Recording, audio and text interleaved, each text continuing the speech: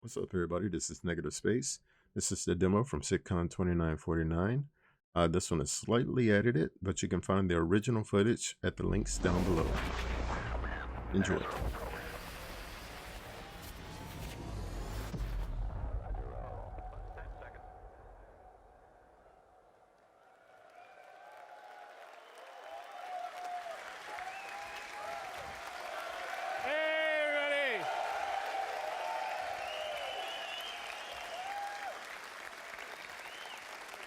So welcome to Manchester. Hope you like that. That was done by our marketing cinematic group, which did an amazing job on the Carrick commercial. So it is awesome to be back here in Manchester. In 15, it was actually the first time we showed the very beginning glimpse of the baby PU, we called it then. Now we have a much bigger persistent universe. So we're back here 4 years. It's actually where our biggest development area is. We have about 300 and I think 30 people working up in here in Manchester. So we're very, very happy to be here. Welcome to everyone that's joining us from around the world here locally, and also everyone that's watching online live. Thank you for joining and watching us. And we also want to thank the sponsors that have helped us out with the event. We have LG, AMD, Actina, and Corsair, who have all contributed equipment and helped out in general with the event. So thank you guys very much. Anyway, we're looking forward to giving you a great show today. There's a lot of really cool panels. And we're actually going to do something a little different with the demo this time around. We're going to have an opening portion of the demo, and then we're going to come back at the very end of the day and sort of finish it up. And just also let you know that the auditorium panels that are going on that you guys can go and see during there, and there's some really cool and great ones. I also don't know if you guys are going to have a chance to check out Theaters of War, because I think that's still in the early stages, but it'd be really great to have your feedback, and I think it's going to be kind of cool and fun. But the auditorium sort of talks will be available on YouTube in a couple of days for you guys. So let's do our beginning demo and go from there. So first, let me call our two on-stage demo players. So Glenn, come on up.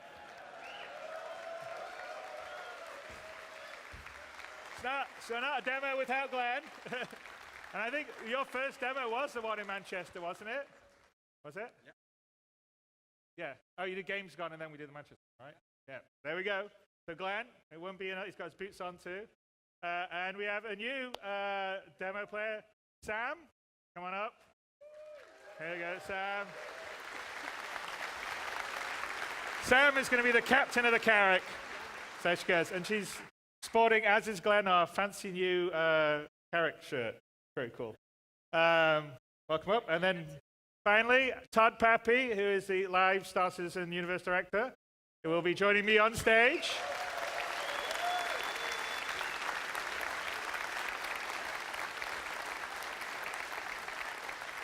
And I have a couple of hidden individuals over there that I will bring up here shortly when we get into the demo. All right, okay, let's start it. So we're here in the Carrick after, I don't know, quantum travel, coming from somewhere. And Glenn, let's wake up out of bed. After he's done a fancy pan around the Carrick to show you. Yeah. And we're out here, we're basically in orbit around Microtech. Yeah.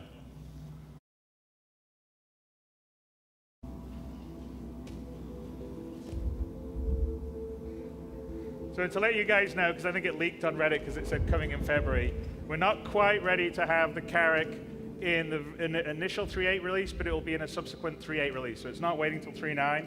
So I think in February it should be done, and that's mostly because we still have some sort of LED stuff to do and some damage stuff and some of the finishing touches of the tech stuff. All right, so let's get dressed. Get dressed, put a jacket on. So it's the beginning of, we're still working on some of our, but ultimately there'll be a lot more sort of physical inventory on what you're going to use, and you'll sort of see that, why it comes into effect later on in the demo. Let's just do a little bit of a tour, maybe go off to the mess, grab a bit of morning coffee. Here's a cool table. if you're bored on a long journey, exploring the frontiers.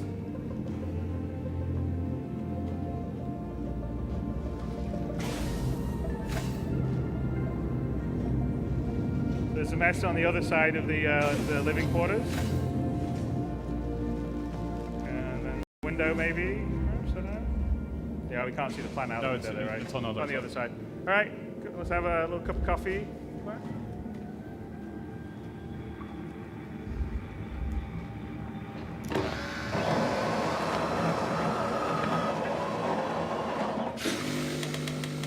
So we had coffee in the last CitizenCon demo. So yeah. Well, again, this plays towards our actor status, which we'll get into a little bit later, where you will have to eat, you will have to drink stuff to stay alive. Again, we're not trying to make it so that you have to do it every hour or anything like that, but it is part of survival. Nope. Whoops. Just move.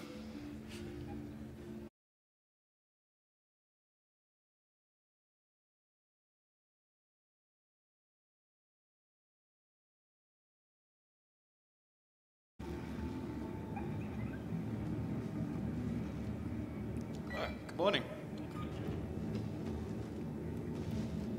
This is one of our other players, Joe, on the Carrack.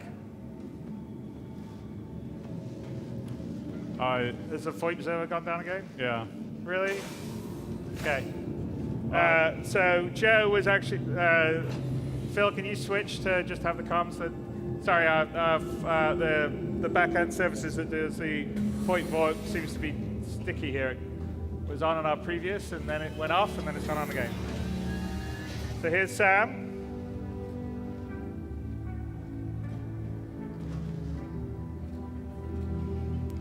Morning. So her voice isn't working either. Well, no, so the VoIP servers are down. Yeah, so which I don't know. They were working. We span it just before you guys came in. It worked. Yeah.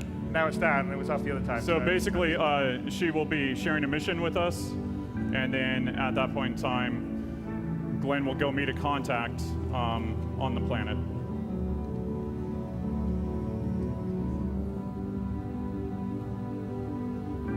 So at 3.7, we introduced mission sharing, and obviously we still have some group work to do to make things feel fluid and getting in and out of parties and all of that.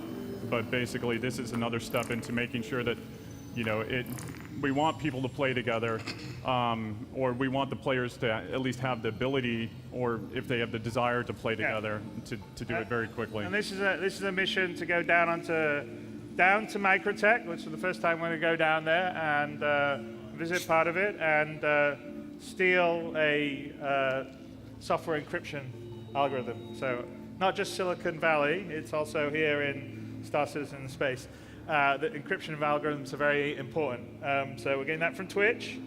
So Glenn will accept that, and let's head down. And what's already happened is Sam has sent one of our other players down to go and get a couple of items that you would need for the mission, which is a scientist outfit and a key card. So Glenn is now going to go into the Carrack, into the Pisces, sorry, and head down to Microtech. So we're going to keep the Carrack up in order, and we're going to go down to New Babbage on Microtech.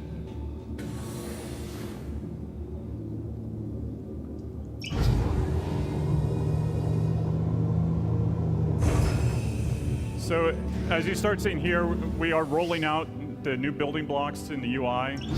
This has been a large initiative on our team to basically empower our developers to actually use it when they're making things. So versus it being bottlenecked by our previous smaller UI team. All right, that's the upper bridge in the Carrack, and see that?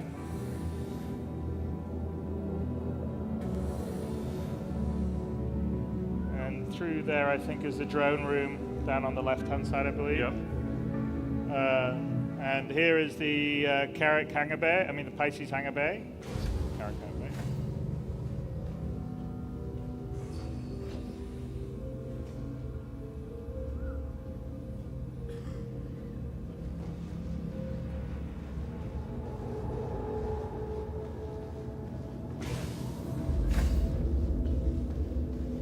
the back there's the 2 rear turrets, and then also the engine room here, which is another one of our players. So Glenn's going to ask him to open the hangar for him when he gets into the Pisces.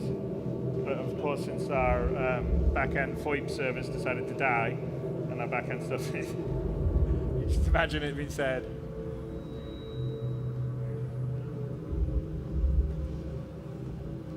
And we can take, not a bad idea to take a pour. Could come in handy later in the mission.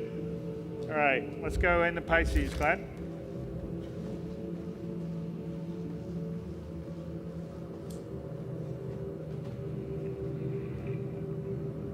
Open the hangar doors.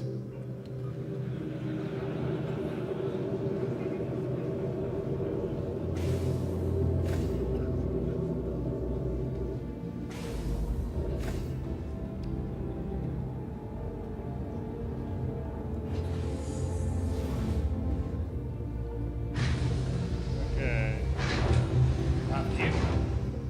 All right, so we're gonna go to the Pisces. Joe's gonna come with us so he can take the he'll take the ship back to the Carrack after we've gotten down there, and they'll rendezvous and meet with us later. Enfield Aerospace, all systems on. So play.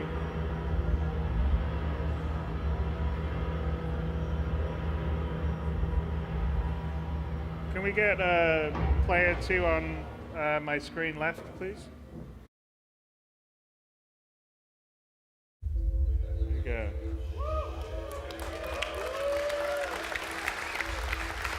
All right, yeah.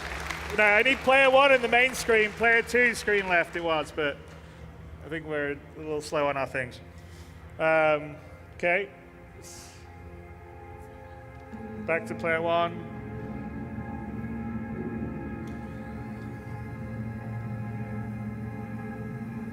Can I get player 1 back on the main screen, please?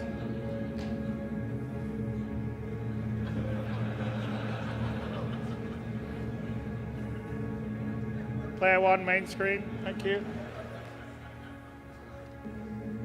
Okay, that's player 1 on the screen right, main screen, please. Sorry about this, we had this going before, I don't know what's happening. Okay, there we go. All right, Glenn. Should you put, let's go exterior and then also get your landing gear back up. So you can see our pretty landing gear going up. Go underneath it. Okay, well, okay, that's fine. All right. And let's set a course to Microtech.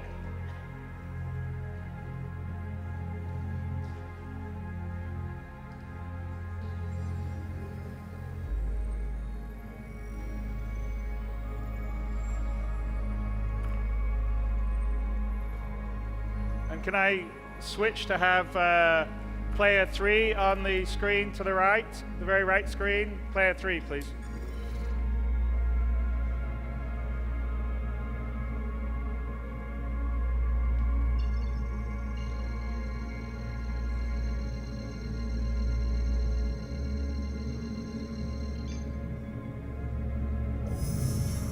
Quantum drive is now on.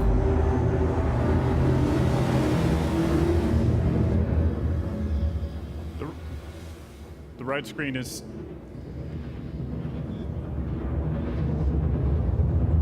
player 3, right screen. Okay, then kill the right screen. Kill the right screen, please. The very right screen. Why is there off? Okay, here we are. Coming out. No. I know. Player 1, the center screen. Player 1 should be the center screen. This whole demo, please. Okay. So we introduced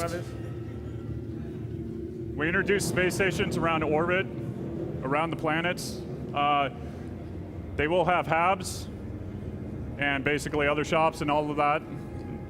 So that will roll out with 3.8.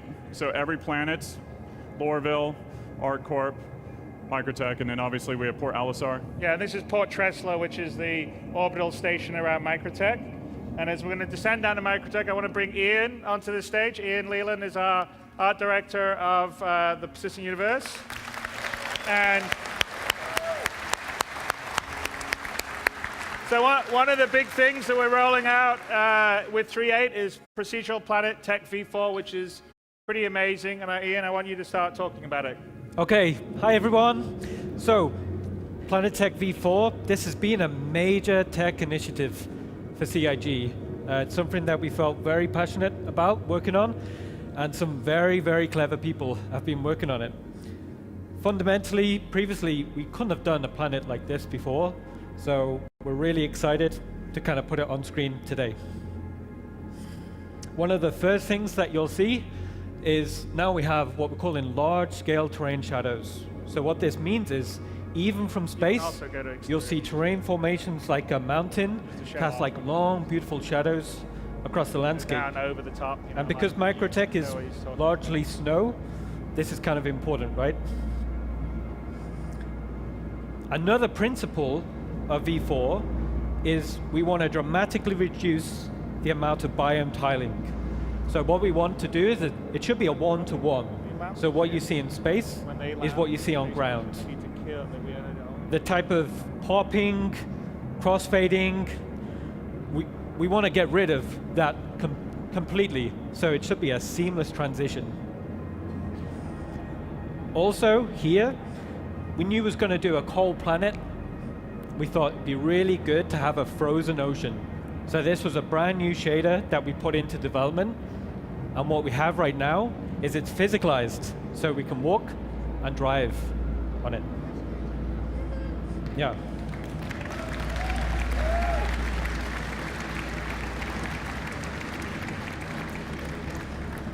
Internally, we're just in love with this technology. It empowers the art team to be able to just create amazing artwork.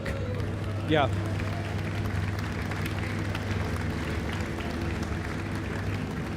So one of the things that we've added is basically, and this will tie again into the actor system that we show off later, but the planet, we call it the room system basically, and the room system allows us to have humidity. But it can be a planet system, yes, or but it's a planet system. Basically an environment container.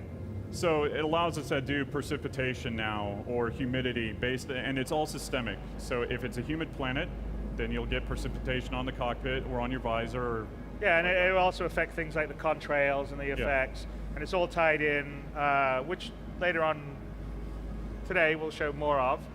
The other thing that we can talk about, other than how beautiful Planet V4 looks, also the fact that, like, I don't know if you noticed, but it's like you don't see repetition of biomes, you don't see, I mean, it just seamlessly from the outside in, it's just smooth, it's pretty awesome. There's some talks today that will talk about the graphics tech behind it and also just how they created the stuff. And as we're flying here, one other thing I want to point out, which is not necessarily the Planet Tech V4, but it's we've been sort of working on the flight experience, and that's an ongoing project for the combat and the flight experience. But one thing that we'll roll out in 3.8 is what we call the look ahead setup for the cockpit. So if Glenn is flying around here, what we do is we actually take notice of where the velocity vector of the ship is going to be, where the horizon line, if you're on a planetary body, if in space, obviously you wouldn't worry about that, and also if you had a selected target, and the view basically gets sort of biased towards that. And so as you're flying around, you'll feel the cockpit move around you, and it's quite similar if you see people fly like Tarada does, really cool flying, and he's got head tracking on, right? And you can see pilots generally look where they're going, and also if you're a racing car driver, you look where you're going. And so that's kind of the idea here, rather than having a very static fixed view. You can, of course, turn it off if you don't like it, but we think it gives a much more fluid experience. We've also been working on the chase camera stuff, so there'll be more fluid vehicular chase camera. You'll see it here, you'll see it a bit later on. And generally that's sort of stuff that we're continually working on. But here we are, we're kind of coming up to the new Babbage, so I'll give it to you, Ian. Also, another thing which is super interesting,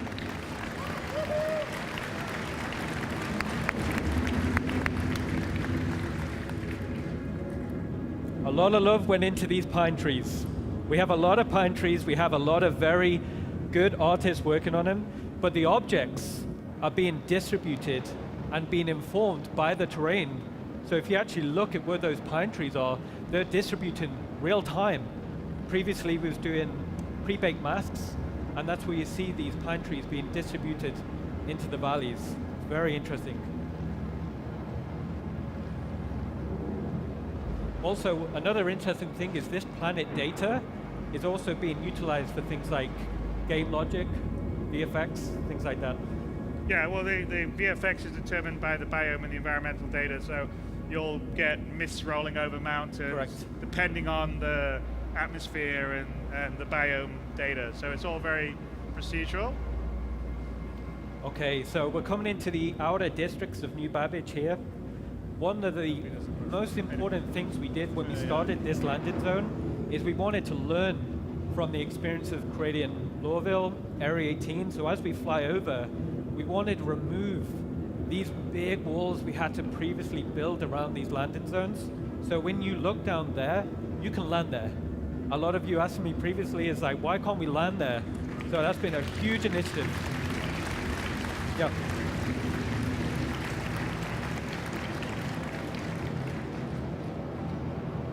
Well, we're also for 3.8 significantly improving the no-fly zone and how you visualize into it.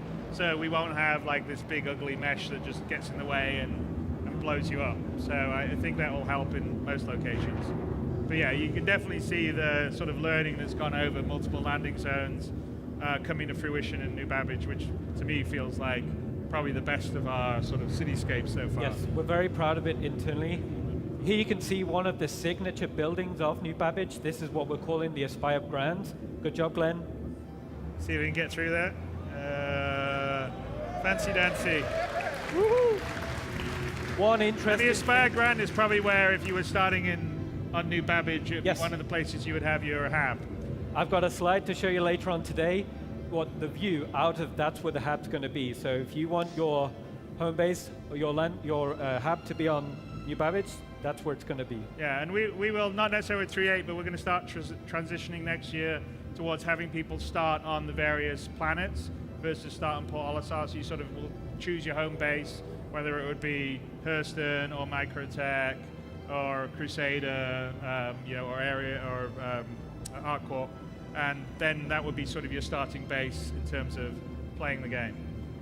And we also understand that you want to get in and out very quickly, so again, that's why we're putting habs in the space stations around, so then you can stay there, you can get in and out very quickly. Oh yeah, no, exactly.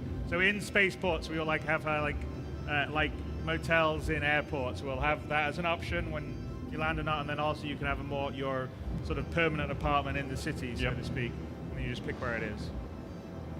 So I think we're just heading now to the kind of New Babbage interstellar spaceport, which is actually not, it's across the frozen lake or It's ocean. across the lake. One interesting thing is when we were designing New Babbage is we actually geographically scouted where they would build a landing zone. So we built it around this nice water feature. We might have a free spot for your vehicle. Wait one moment while I double check.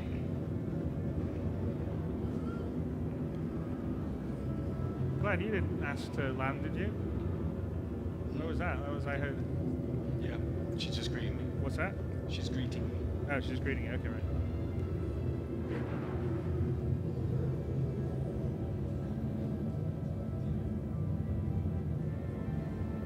Right, and this is pretty. I mean, the New Babbage spaceport has a lot of hangars and. It has twice the capacity of previous spaceports, and Chris laid down the challenge, said, Ian, let's try building a spaceport in the side of a mountain, and we were like, okay, Chris, let's give it a try. Oh, and to show off those nice Microsoft mountains.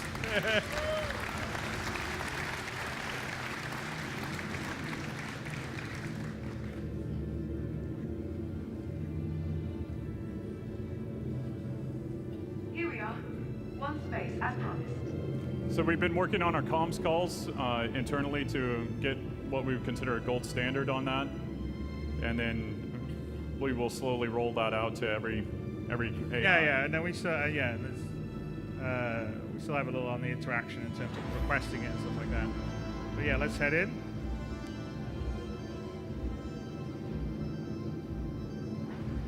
Come on, Glenn. You can do it.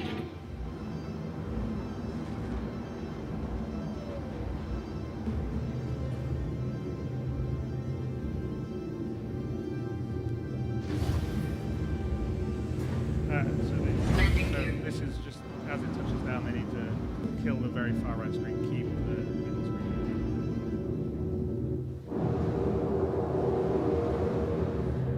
What?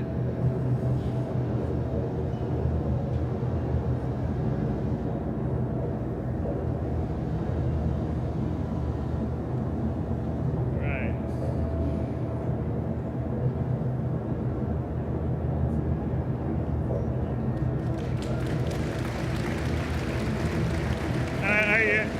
And there's, you can see the AI, and this is just a small landing pad, right? This is a small This is hangar. only a small one, just to let you guys know. I think we have small, medium, large, and Extra extra large. large. So that's just to give you an idea of scale, which I think one of the things that's great with Star Citizen is just that level of scale that can go from, you know, a coffee cup all the way up to a planet.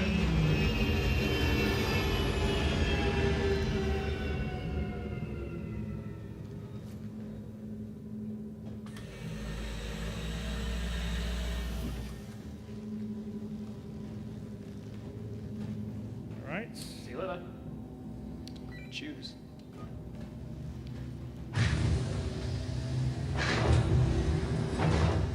Okay, and let's go and find Rob, who's gone ahead of time and gotten us a Microtech Science coat and a fake ID. It's just like going out drinking when you're 16. That was. I never did that. Yeah. Don't worry about it. I think it's what they said.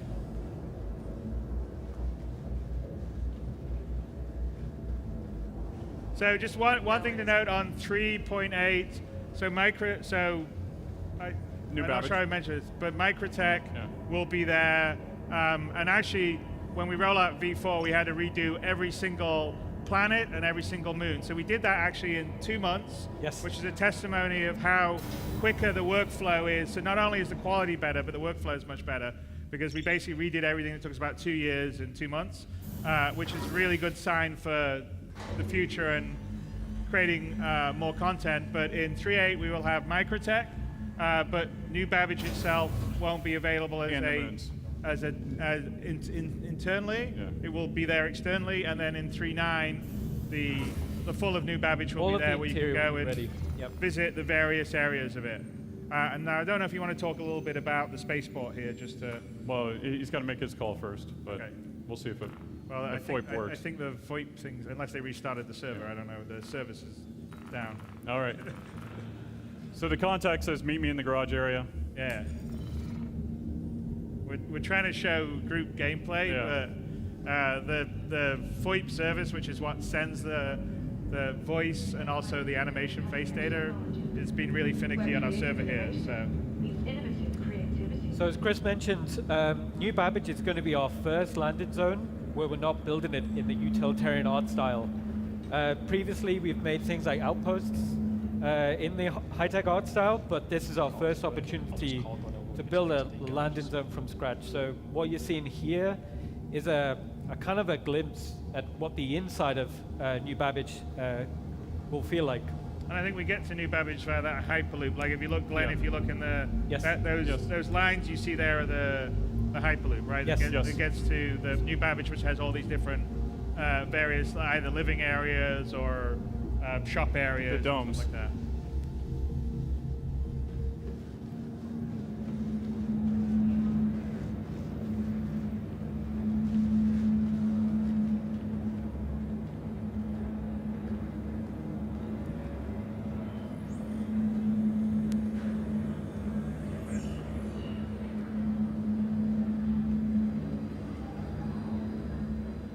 Hi.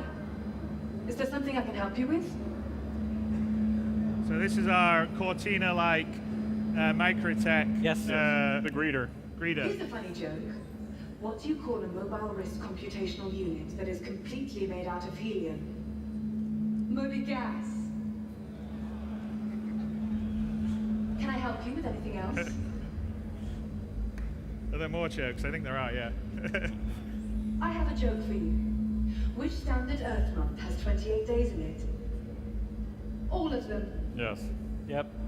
All right, let's go. All right, You Glenn. can thank Dave Can I help you with anything Haddock else? and the writing team for that, right? Yeah, thanks, Dave.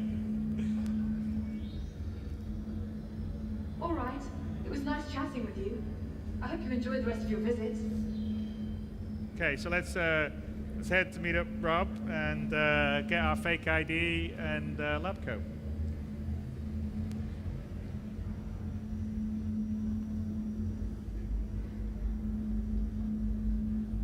So this is how you would access the garages that we have, so you can drive around the city and drive around the planet. Over here. You must be Glenn. I am. I think you'll find everything you're after just over there. Ooh, over there.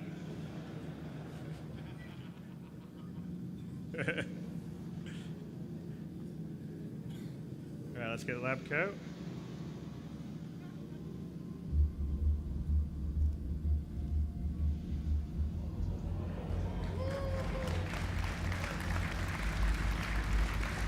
So it's early days yet, but the idea is that all the outfits, like the cloth outfits you have, will be physicalized. We'll have some stuff we'll show a little later. So we have the sort of new cloth stuff that I think we've shown in early days before, but you'll be able to take your jacket off, drop it on the ground, it will crumple on the ground, wave it around. And so we're moving towards having everything physicalized. So if you're flying somewhere, and you'll see this why it makes why it's important in the evening demo is, make sure you're equipping yourself correctly. Yes. Have you got the right clothes, the right suits, armor, and we're also going to be very focused on giving you positive and negative reasons. So like, if you have a big armored suit, that's not something you can sit down and say, fly a fighter with or something. Correct. But it may be what you need outside to survive a hostile environment. So we grabbed the chip already. Yeah, so we got the chip. Yep. Okay. Look. Let's head up and get on the worker shuttle to the Microtech research facility.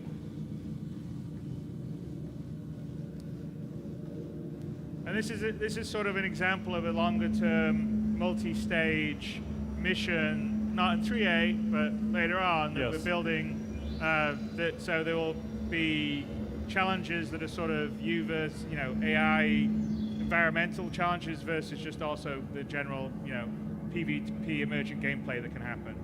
Okay, hopefully that works. Oh, all right, we're through.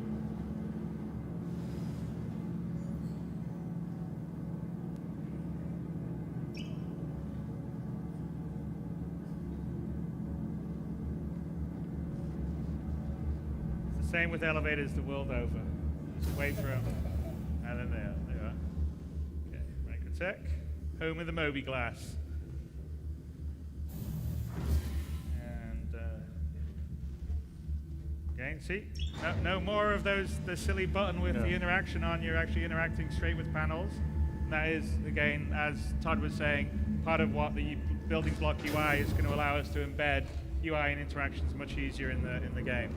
So we're up on the rooftop shuttle area.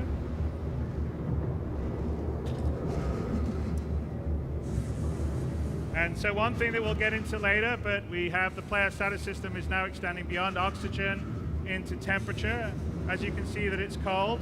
I don't know if you noticed, but we are actually have breath coming out of our mouth. Did not work. And if you want to look around your third person, we can sort of see you breathing, I guess. So another big thing that was just seen was basically AI transitioning from one zone to another zone. It's cold. Yeah. See, he should be wearing his nice warm. All right, let's get on, Glenn. But yeah, so like Todd was saying, it's early stages yet, but we have AI transitioning between zones and grids, nav meshes. So theoretically, you can have an AI come fly, a whole group of AI fly in, land, a whole bunch of troops get out, say, the back of a cutlass as reinforcements. Correct. In a combat and you fight, which is It's something we haven't been able to do up to date, so it's really quite cool. And this is actually an AI flown Yep. ship that's taking us on a shuttle towards a research facility.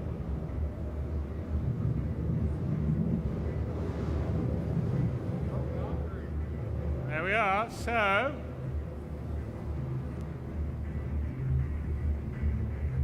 this is the end of part 1. We've got some cool stuff that will come back at the end of the day in part 2 to show you some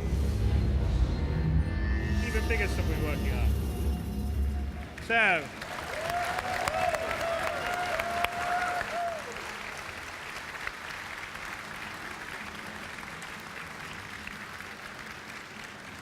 So now we've done that, we're going to head into our demo, but at first let's just recap and I'll get Todd Pappy up here with me, wherever he is. Hello, Pappy. Come on. There we go. All right. So, just in any good TV show,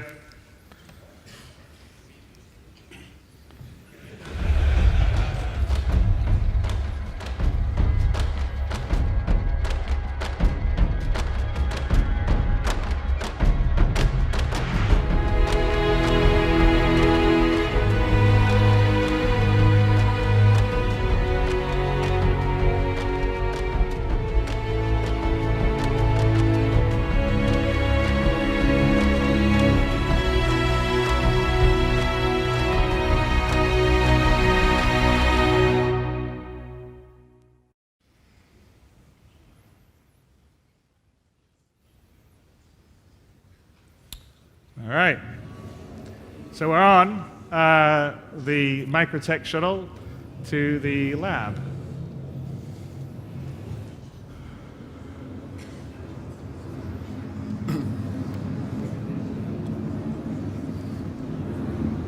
Need to get that. Can we get the quadrant?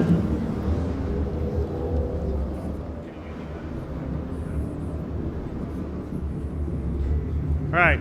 And by the way, Glenn is actually on a AI flown ship here. So, and that is something longer term that we're going to be working on, which is AI doing things like taking you a shuttle from a space station down to the ground, or various locations that you could go to without having to fly to yourself. So think of it as a bigger version of the transit system.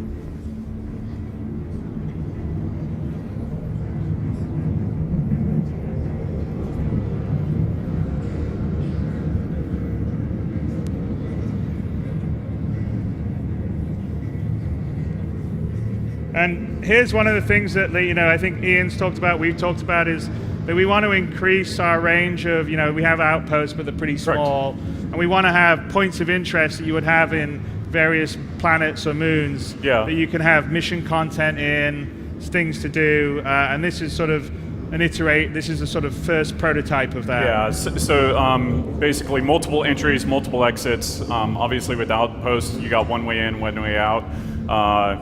So for us, from a design standpoint, this allows us to build these in a modular way so that we can have different entrances, different exits, different room layouts, different mission content associated with it. From there, then we start looking towards towns and villages, and then obviously we have our main cities. Yeah, and as I mentioned earlier, this is sort of a prototype, first version of a sort of multi-part mission that we've discussed and thinking about doing in the longer term, not 3.8 obviously, but 3.9 or on beyond that. Of course, it's cold here in Microtech.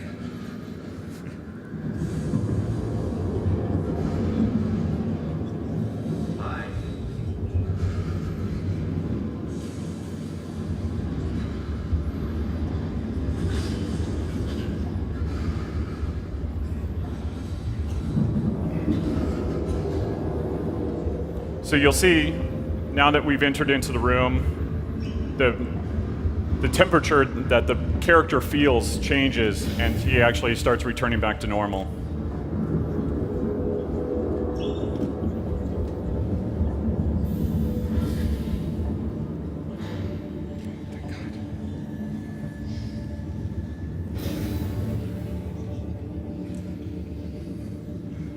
All right. So hopefully our trusty ID card still works. I'm willing to say it does.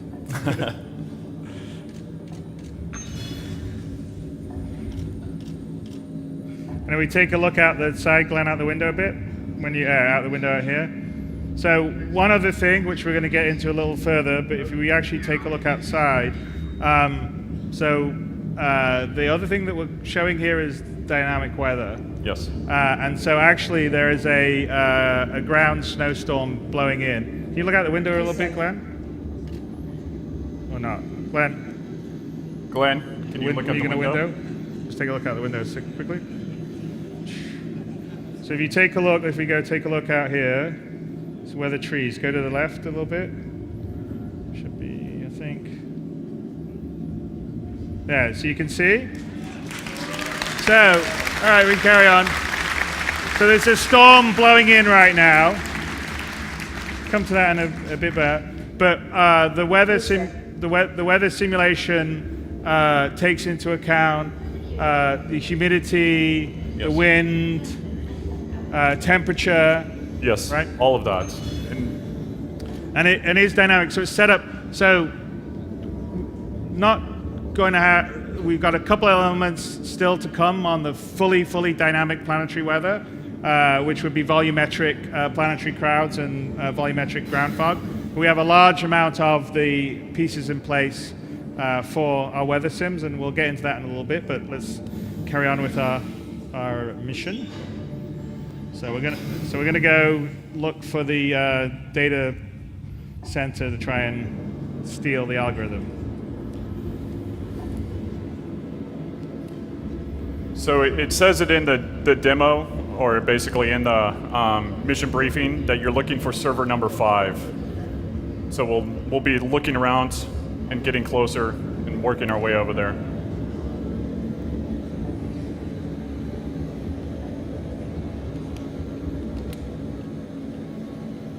And try not to be too conspicuous.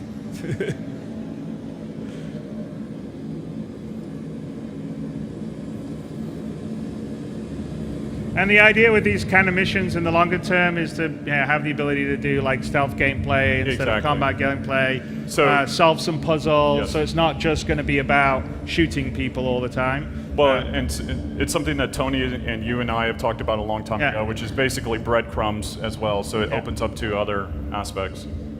So we want a sort of combination of sort of the procedural dynamic stuff that would be Yes. generated by the universe simulation that Tony was showing earlier, plus some more crafted, multi-stage, kind of more narrative missions, and they all get mixed in to give you a really sort of nice flavor and variety of things to do.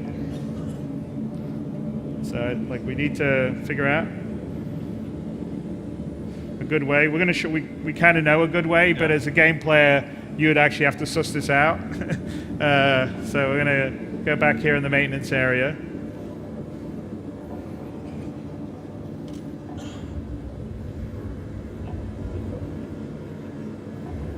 And there we go. So great.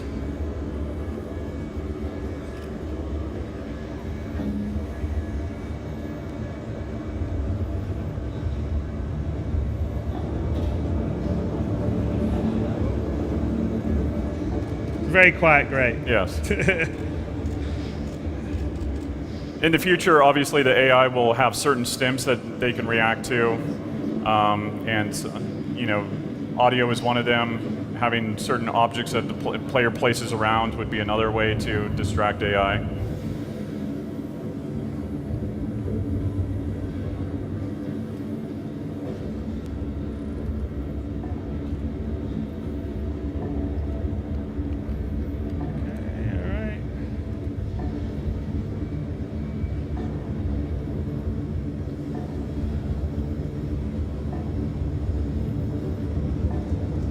And then you know, again, there was things like we took the, Glenn's going to take his pour. There's like locks on the multi-tool, and we can pretend we're going to pour them off, or not. There you go. But yeah, this is the idea. Is, you know, like the FPS, like the multi-tool has different modes. Cutting, could be mining, could be welding, repairing. In this particular case, we're just going to cut the 4 kind of hinges, locks off, so we can take the grate open and get through it.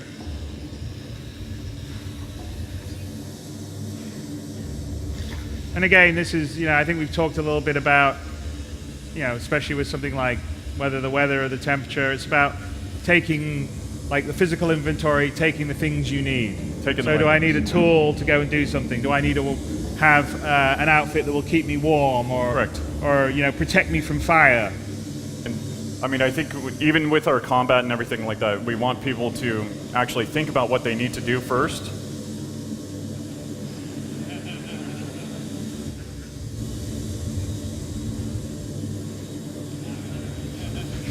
Are you looking for the exit? No, he's looking how to turn that off. No, it's on the bottom here. Go down here. It's there. See that square? Move your cursor down. Oh, can you tab to it? Your mouse isn't working? I. Hit I. All right, Glenn's managed to crash. That can't be right, right?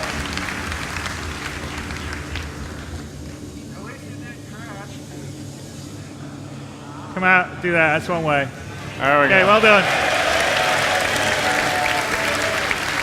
So that's the, you know, as you guys know, there's an inventory. There's a personal inner thought system, which is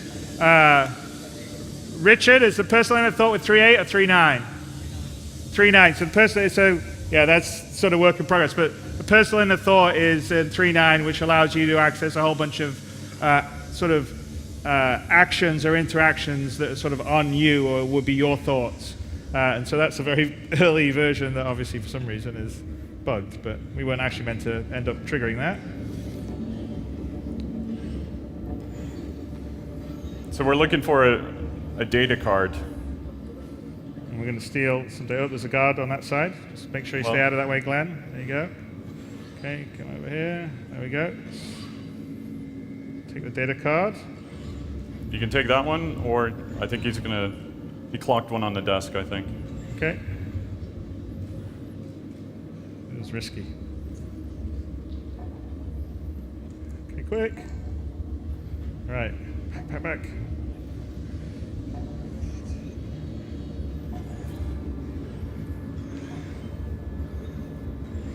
There we go. And then maybe under here to get to the other side.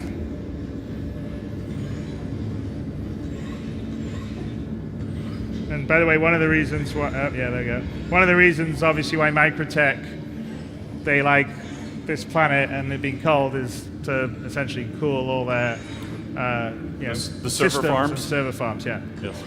It's like a big Microsoft. All right, let's try to get some data.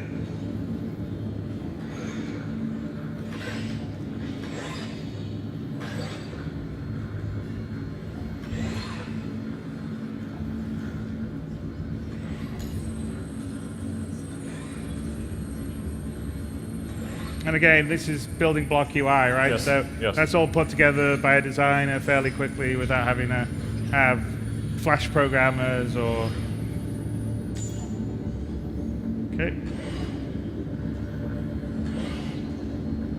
Let's get it. Okay. Let's get out of here with our ill-gotten gains.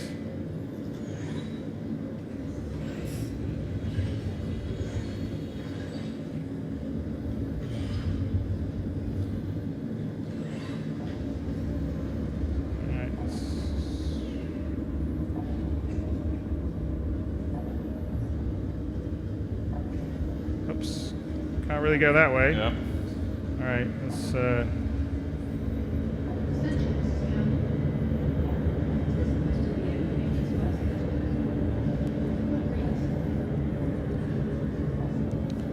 right, I don't know. This looks all right. Ooh, all right, Glenn. Just pretend that you're blending in.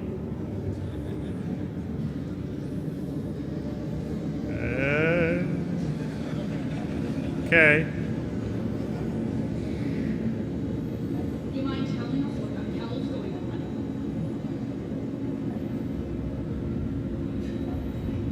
Hey, talking to you. This is our project. You can't just freeze us out like this. Right.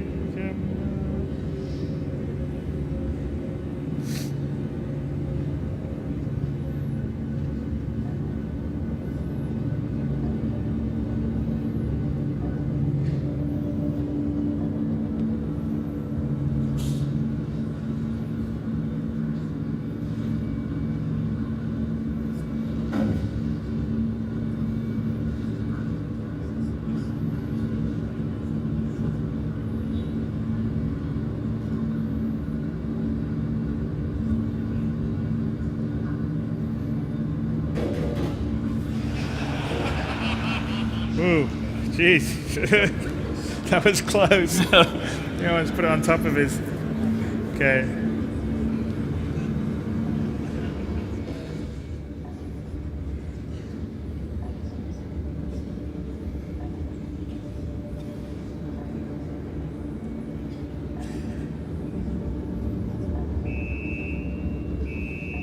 Oops-a-daisy. I think we better get out of here, Glenn. Yeah.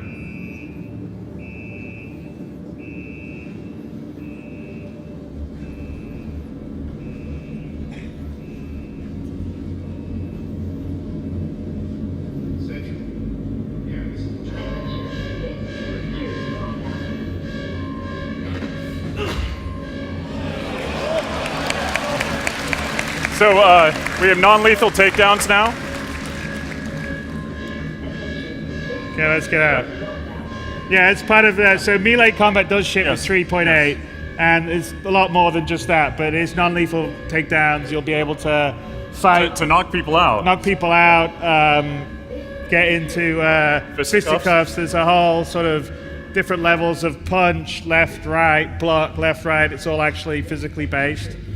So we've grabbed something kind of warm, but we're not really ready to it. We've actually stashed a getaway environment suit. And Richard Trier, I want to bring up to the stage. So Richard's the lead designer on our actor feature team, and I'd like him to talk a little about what is happening right here and the beginning of the actor status system that will ship in 3.9. So what you're seeing here is basically an extension of the room system, and the room system contains temperature, wind speed, humidity, and it basically amalgamates all of that into what you're seeing on the HUD at the moment, which is the apparent temperature. So the apparent temperature actually comes in and is part of our player status system. And the player status system is where you start to feel these environments, and the actual environments start to play into the gameplay. So you can see here that actually the physicalized wind, he's actually leaning into the wind, he's putting his hand up to try and shield himself, but he's not wearing the correct attire. So he's not wearing the correct equipment, because he's just basically grabbed the clothes and jumped outside. And as you can see, it's really cold.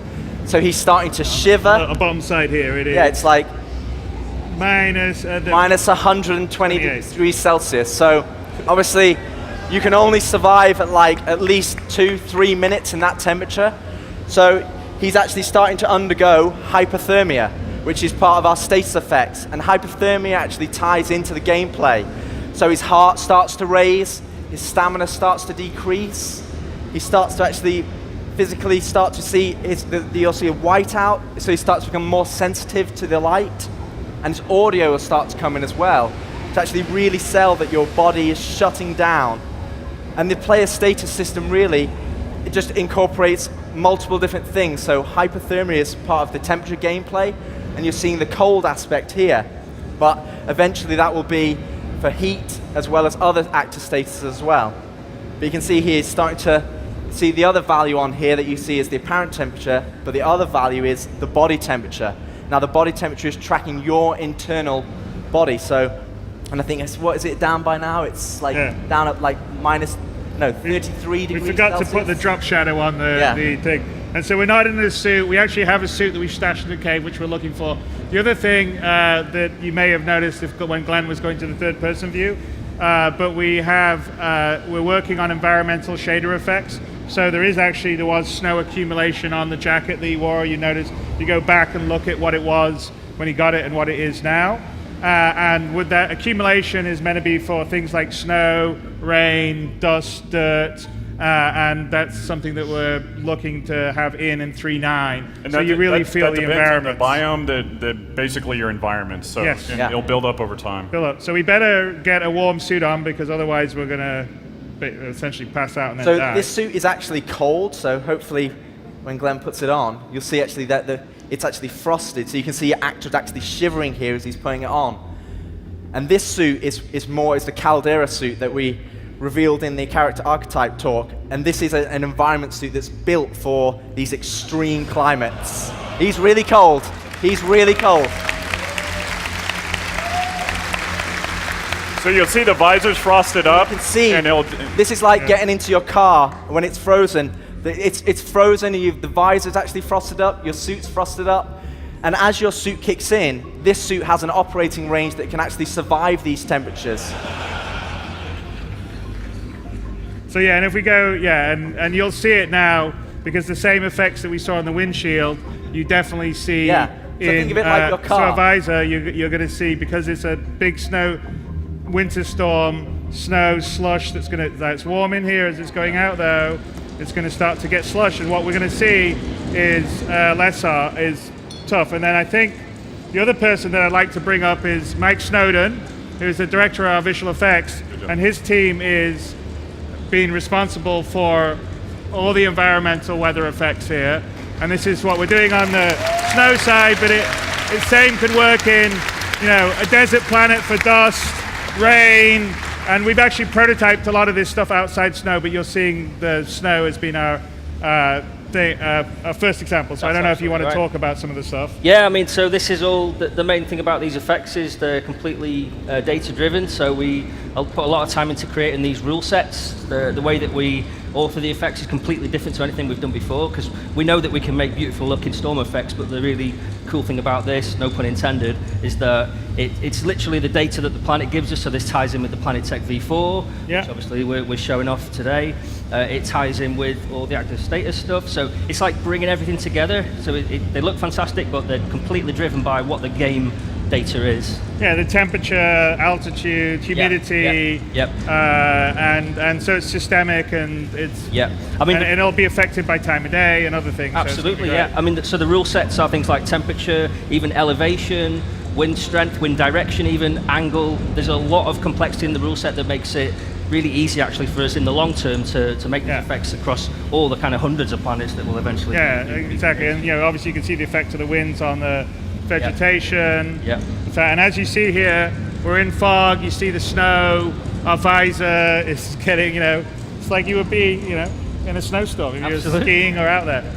So we stashed a suit. We actually had a rover that we've stashed that goes in our Carrack. So we're looking for right now. One of the things before we go on too far, the other thing is with the armors, you will run into planets that are outside your temperature range. And so you might last there for 15 minutes.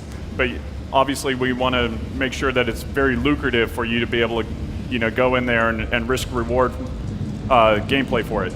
Yeah, so be equipped. That's why you'd have a big ship and buy different armor and store it. Okay, so here's our rover, which we've hidden with a little tarp.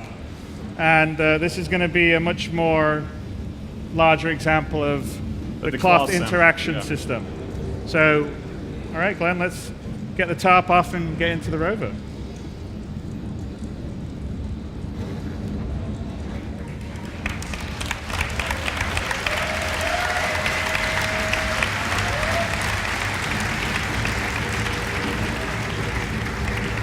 Okay, we can drop it now.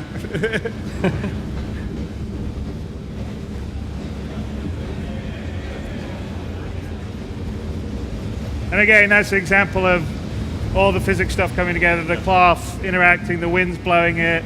And the wind itself here one thing I wanted to call out is that the wind is different strengths depending on where you are. So if you're down in the tree line or in the troughs, the wind is a lot slower. And then as you get more exposed, that wind comes out. So it really is a dynamic environment.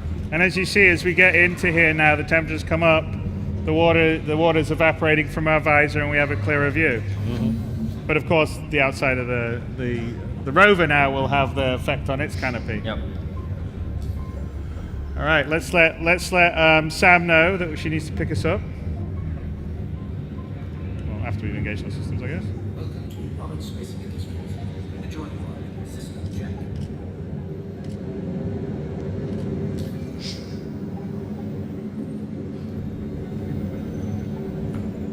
This isn't going to work because of the go-to setup. That's the go-tos break the dialog.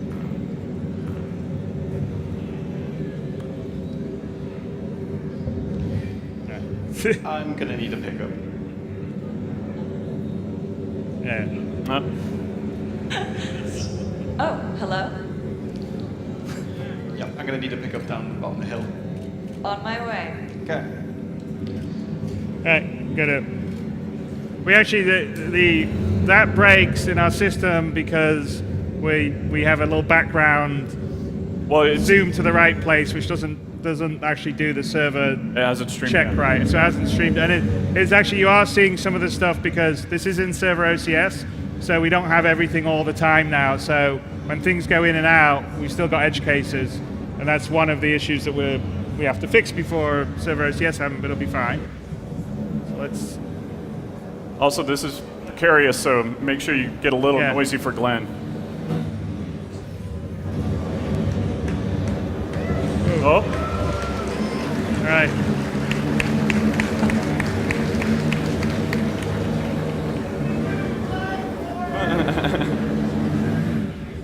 Oh.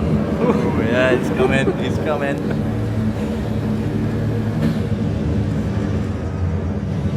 You can see the fog starting to thin out now as we're going a little further down. That's Yeah. So again. like as we're further down, it's not quite as thick. The weather is not quite as intense. I know, he's scaring the shit out of me.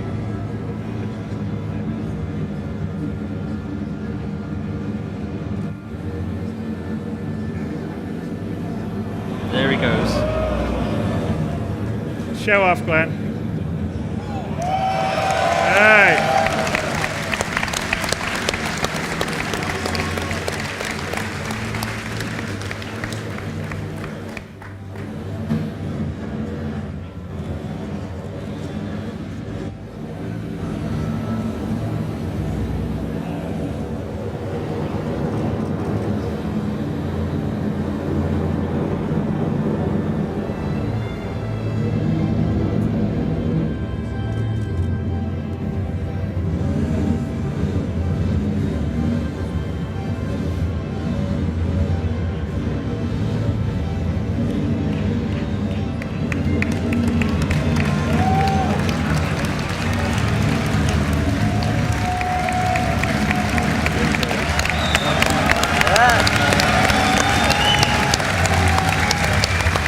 Good job, Glenn. Yeah.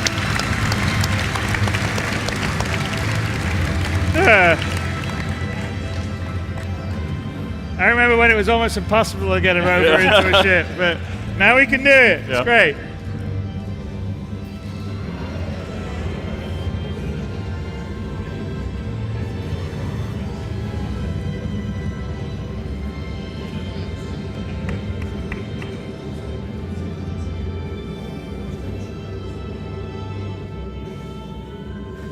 And here's an example of, so we're talking about storage.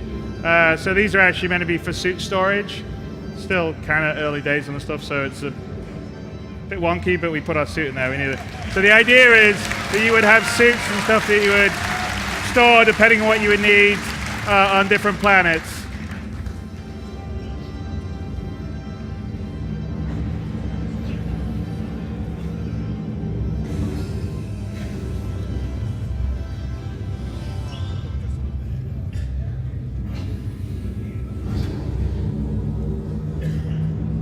Oops, hang on. We got a Got a crime stat. And I think someone's shooting us from behind. Yeah, I got a pretty hefty crime stat. We're gonna have to get out of there. We're being tailed. Get to the turret.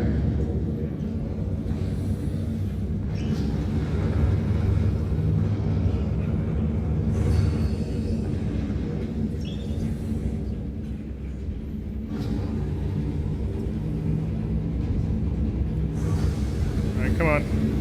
So this is our first iteration of ship AI in atmosphere. Yeah. So we are being tailed by Microtech security because they figured out that we've stolen the data and we're making a getaway.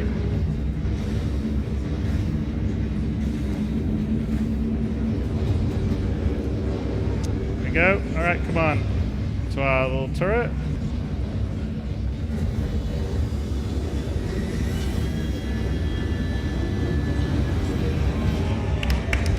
There we go.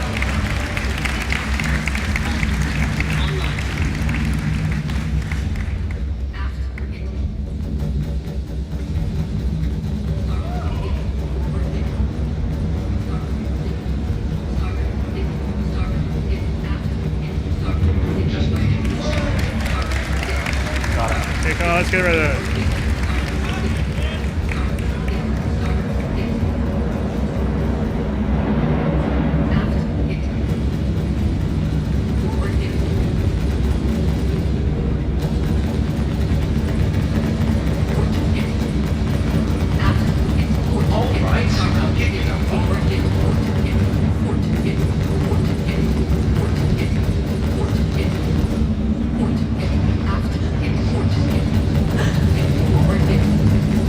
Get him. Come on. Go up. How come it's quicker? Hey, Sam, why don't you bank? All right, one more. Okay, come on, let's get him.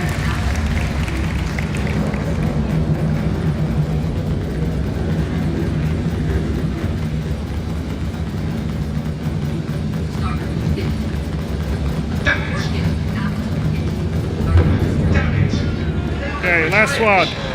Okay, we got one more, right? Is that all of them? No, there's one more. Here he is. Get him. Sam's basically flying the ship to try and give Glenn a good shot. All right. Come on, get him. Probably not. Don't make me take it. You gotta do it. Go on. See the storm in the distance. Yeah, you can actually see a snowstorm in the distance there in the background. As we're leaving, that was where we came from. Do we have to kill them all to advance? Yeah, I can punch it. Okay, come on, Glenn. No pressure.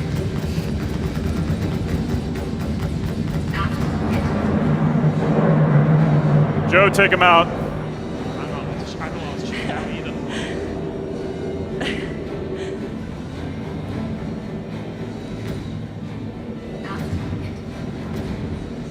Shoot it, shoot it. Okay, Glenn, come on.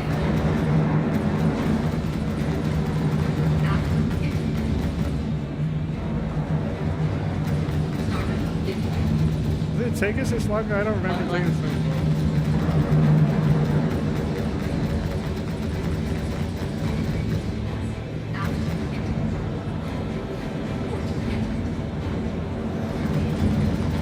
There we go. Skills after all.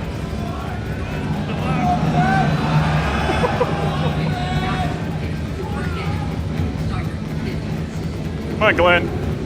Hey! Hey! So why don't we get out of here, Sam?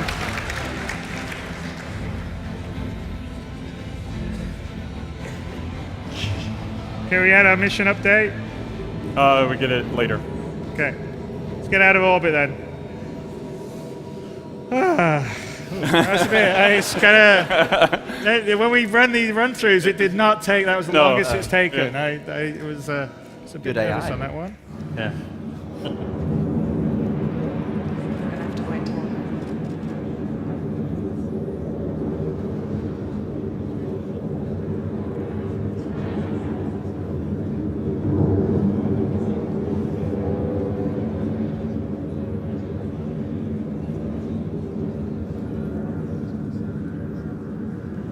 If you do it sideways, Glenn, it's kind of cool too.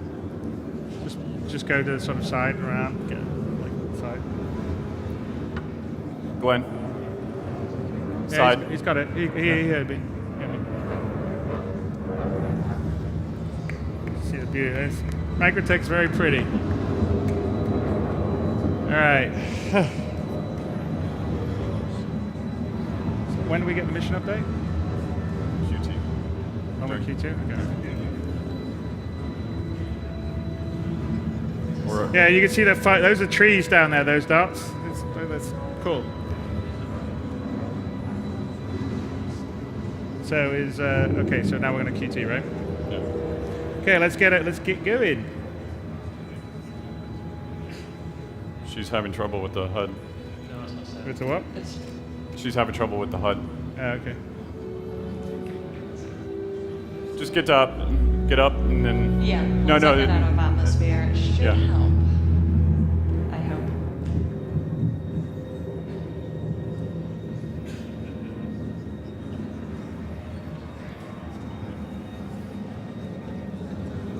It says flight systems damaged.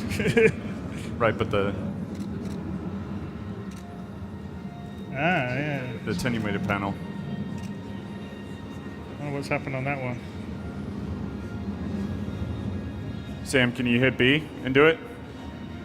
Can you hit B and do it? Yeah, I think I can find it with B, hopefully. It was quite a while ago.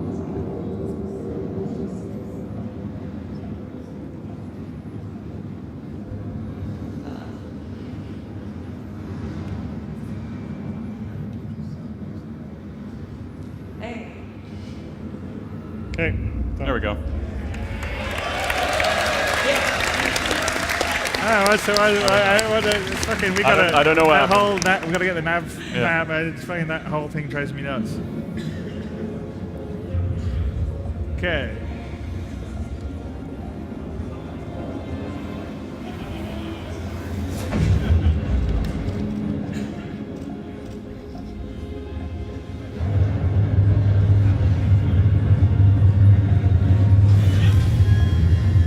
All right. Do we have the mission now to go to planet? Should be. Should be coming. Okay. So when's it come?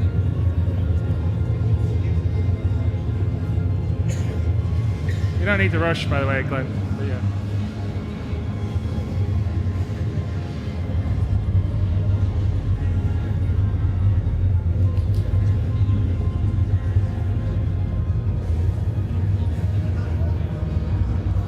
So should we get the mission now? What's that? You should see it up top. Okay, yeah, I haven't seen it.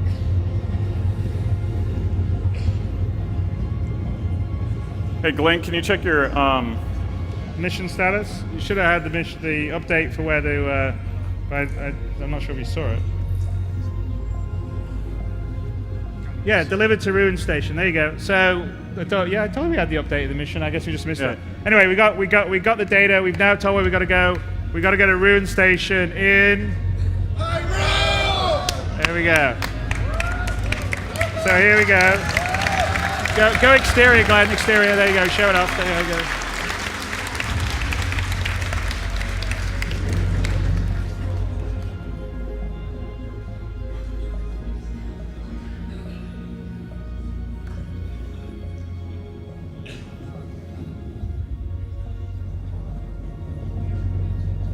And this is in the volumetric cloud, the space cloud tech that we have. Same stuff that we're using for Squadron 42 for the coil, but as you can see, usable everywhere else. It's completely volumetric lit in, and it's beautiful.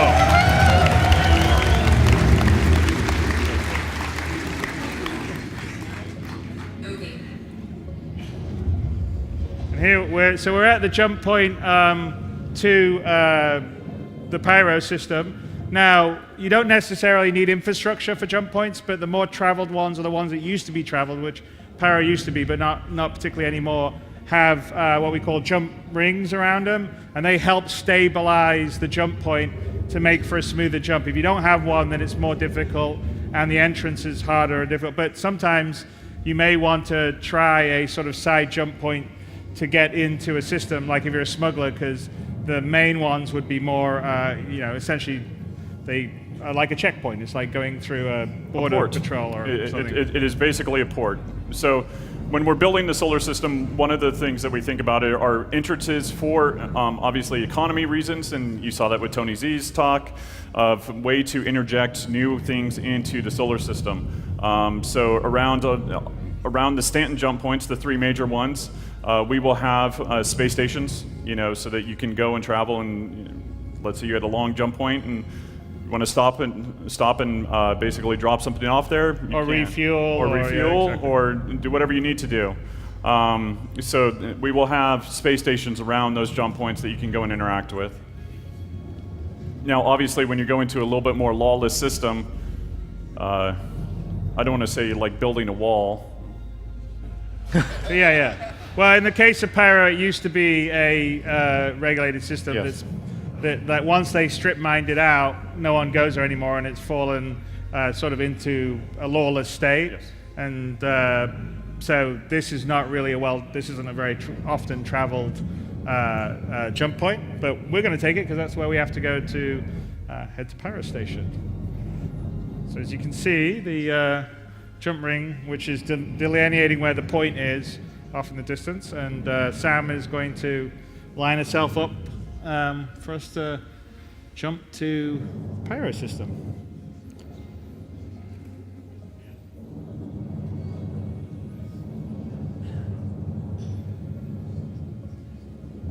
And this is essentially sort of the infrastructure you occasionally would, you can have around. Some places would have bigger stations, but as I said, the Pyro route isn't a very particularly well-traveled one.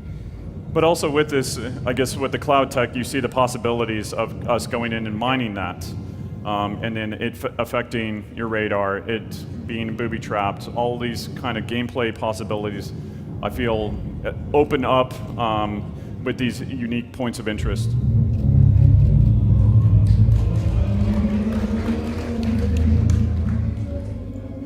Do you guys think we should open it? Yes. I think we should go. Let's do it.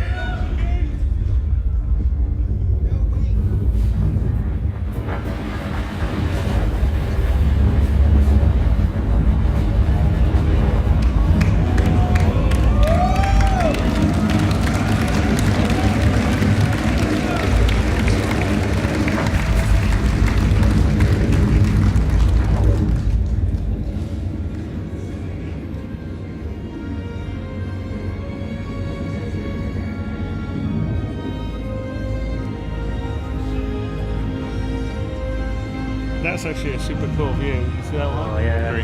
How good that is. That looks awesome. Yeah. All 3 of them.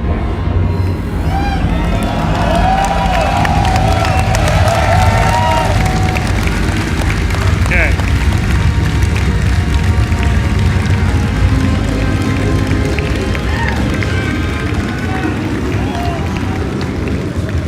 So going through a wormhole is a little bit like riding the rapids.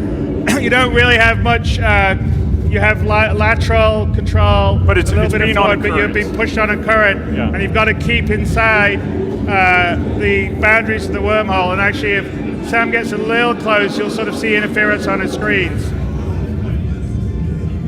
And of course, Stanton's just going away in the background, and Pyro's coming in here.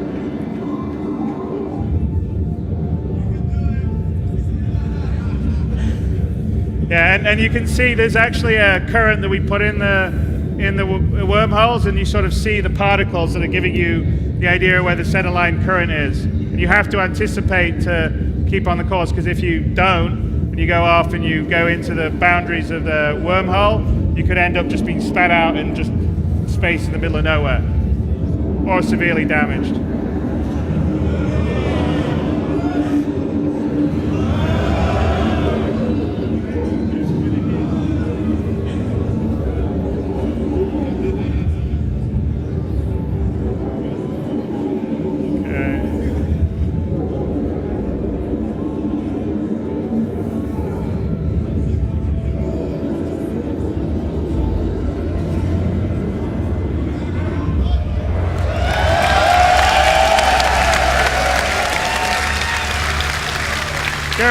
around Glenn.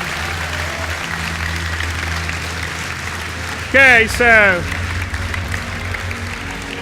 we are now in the payroad system, and we streamed out Stanton as we were traveling, and streamed in Pyro. The other side, by the way, has got an awesome light on the side. Yeah.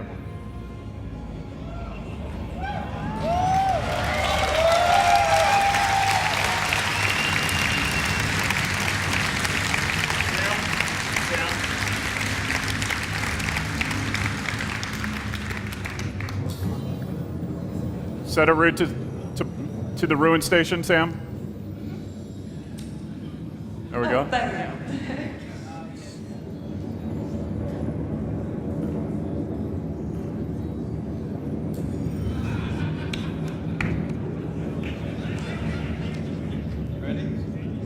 All right, Ian. Hit it.